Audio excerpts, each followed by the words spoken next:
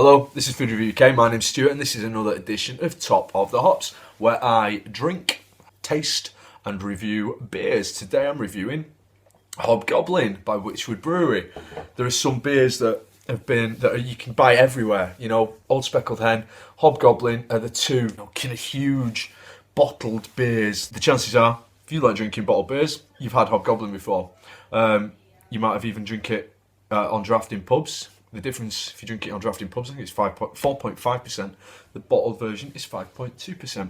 Witchwood Brewery make loads and loads of beers. They do Hobgoblin Gold, which I'll be reviewing at some point, and all kinds of different stuff. They've got a cider and a ginger beer. Hashtag honesty. I mean, pretty obviously, I've drunk this before.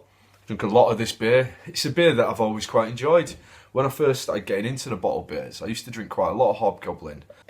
I really liked it. It's a ruby ale. So you've got a reddish tinged ale. 20% battery remaining. Dismiss. I poured a massive head on that. So Hobgoblin's got a really kind of burnt caramel smell to it. It smells really good. They used to have a advertising campaign for Hobgoblin where it was what's the matter, lager boy? You're afraid you'll taste something. And I quite like. There's some lagers that I quite like, but you never get that kind of deep burnt caramel smell from a lager. Let's crack on and drink some of it then. 5.2%, so it's premium strength without being silly. The immediate first flavour that you get with Hobgoblin is like a toasted, almost, that kind of Guinness, that toasted malt flavour, which then mellows out with a little bit of sweetness and caramel, and there's a nice bit of finish to it, and then a sweet caramelly aftertaste. But yeah, it's that toasted malt taste that is the overwhelming profile of the. Just talking absolute rubbish. The toasted malt taste is the overwhelming part of the flavour. It's a good beer. I mean, everyone's had it. It's a bit like a lot of these beers that are so popular. They do you perhaps become jaded to them. There'll be a lot of people who, proper real ale drinkers, who will frown upon Hobgoblin. It's not a real ale. It's a mass-produced product. But in terms of being a mass-produced product, I think there are worse things that could have been very successful in the bottle ale markets.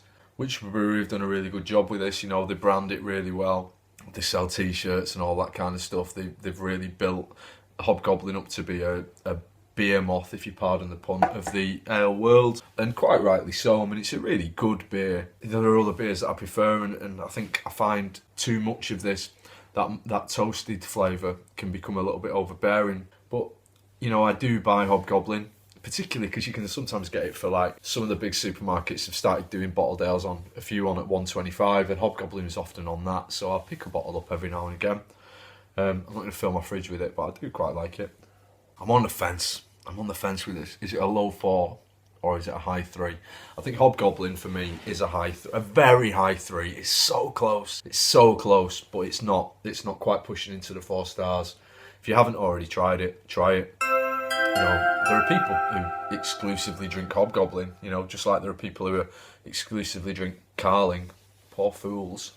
But it's really popular, and it's popular for a reason. I think when David Cameron met Obama, he took a pack of Hobgoblin for him as an example of proper traditional English beer. Caused a bit of a furore. I think Hobgoblin reworded their original campaign to involve Obama somewhere. Bad anecdote, rubbish anecdote, badly told. Probably just stop talking now. Bad review of a very decent beer. Like and subscribe for more videos. Hey, listen up, kids. Like and subscribe if you want more vids. Don't know why I did that. Why did I just do a rap? Stuart, you're 36 years old. You're a married father. And you've just done a rap.